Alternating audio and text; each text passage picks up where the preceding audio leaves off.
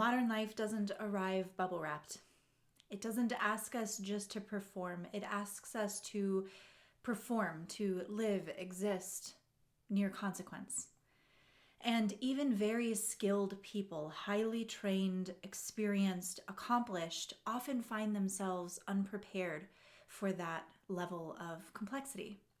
Not intellectually, somatically. And that distinction matters more than we tend to admit. Just a quick orientation before I go further. If you haven't already, pause this video, go down to the description and take our free 15-question somatic skins quiz. Not every body meets pressure the same way, and so knowing how yours organizes will change how you hear everything I'm about to say, and you can come right back. All right, most of the people that I work with are capable by any reasonable measure. They have skills, the training, the pedigree, the consciousness. They've put in the hours. They understand their domain. They can tell you exactly what they should do in any given situation, and they're usually right. And yet, when the moment actually arrives, the conversation that matters, the negotiation, the performance, the risk, the exposure, something changes. Not because they don't know what to do. Knowing is not what governs us under pressure. Under pressure, the body decides, habit decides, the nervous system decides. And most adults have never trained access under consequence. They've trained skill, they've trained insight, they've trained discipline, they've trained reflection, and in general, they are lovely humans. But they haven't trained staying intact near the place where it actually feels risky to live, express, and be who they are. I call that place the danger line. Every human has one. Regardless of level, regardless of expertise, the danger line is the edge where more or different begins to feel unsafe, where the system quietly says, don't go further than this. We don't usually name it that way. We call it hesitation or thinking about it, nerves. We might call it even a bad day. But it's really more precise and primal than that. It's this animal edge where your access to higher values or finely tuned skill and range starts to narrow. And here's the part that often gets missed. The danger line does not mean that you lack capability, and it's not a statement on your character. It means that your nervous system has drawn a boundary to exactly how far it thinks it can go without getting hurt. And it might be right. It might be physical. It might be social. It might be emotional. It might be reputational. But the logic embedded in your system is the same. I noticed an early version of this years ago, teaching meditation. People could settle beautifully as long as conditions were pristine. I remember one particular instance where we were meditating and a St. Patty's Day parade went by near the window. It was really fun to watch what happened. But when conditions are pristine, there's silence, there's stillness, there's no interruptions, all is well.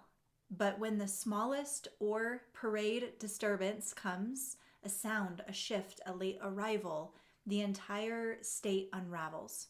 For many, this is met with frustration, irritation. It might be evaluated as a meditation issue, a bad environment, or they just need more focus.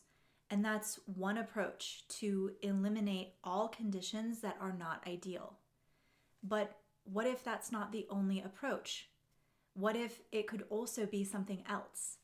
You see, I believe that we don't need to train dependence on controlling conditions. That's inaccurate to how life occurs. If you have a calm focus that only exists as long as nothing interrupts it, it's fragile focus. And that pattern will show up everywhere once you start watching for it. This is the martial artist who has all of the techniques, but freezes when they might actually get hit. The professional athlete who suddenly can't execute something that they've done 1,000 times. The yips aren't maybe a skill problem, they're an access problem. The negotiator who understands their boundaries perfectly, means to say no, rehearses it, and still says yes when the conversation turns relationally charged. Different domains, same nervous system mechanism. As you approach the danger line, the nervous system begins to protect itself by narrowing options in real, measurable, and trainable ways. This isn't weakness, it's patterned inhibition. And if you've never trained near the danger line, your access will shut down automatically when it appears. This is where I part ways with a lot of the personal growth world, which may sound ironic given that I teach applied somatics as a performance coach. Much of the growth culture emphasizes awareness, sensitivity, insight, subtleties, and those matter up to a point, but not at first. When these are emphasized first before structure is built, then that individual doesn't have a body that can actually feel accurately, hold, and work with increased charge. And so awareness without structure first floods the system and reduces accuracy to separate signal from noise. People become more self-monitoring, more interpretive, more careful with themselves, but not more available when something is at stake. They don't lack depth, they lack access to a trained range. And that's the part that doesn't come from thinking harder, sitting in more coaching conversations, or feeling more. Here's the shift that changes everything. The question is not whether you have a danger line. You do. I do. The question is, what is your trained relationship to it? For many, the line is something to avoid or to control the conditions around, something the system backs away from instinctively. But something different becomes possible when there is an environment and tools and support that allows you to approach your danger line deliberately, gradually, and without catastrophe. This is not go big or go home, smash through it, and it's not just to override it, but to understand it, to flirt with it. We design for this skillfully and with a little bit of panache in our signature events.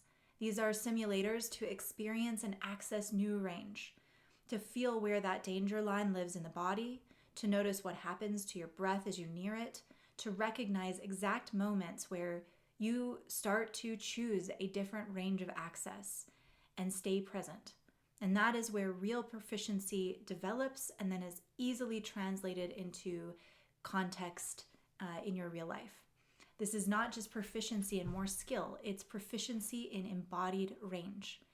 And eventually, something even more subtle, proficiency in your relationship with the danger line itself. You learn exactly how close you can get without fragmenting, how your way of fragmenting appears, and how you can recover quickly when you do. You learn that intensity doesn't automatically mean collapse or fight. This is what becoming the Grand Formidable is a lot about. Not domination or bravado, but intimacy with your own edge and the changing and challenging conditions of a big life.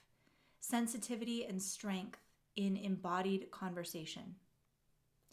Modern life will continue to bring moments of consequence, conversations that matter, risks without guarantees, exposure without certainty.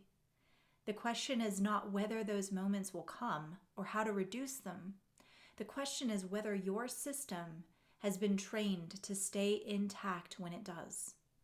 True, embodied power does not come by removing danger from life, but by developing the capacity, the exposure to stand near it without disappearing. That is the through line through everything we teach. That's the work.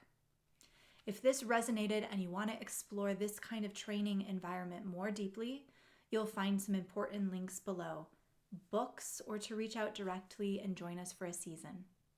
If you've made it this far in the video, thank you so much. That means a ton. Do consider liking and subscribing the channel. It helps a lot. And Feel free to continue the conversation. Share what landed for you in the comments below. Till next time.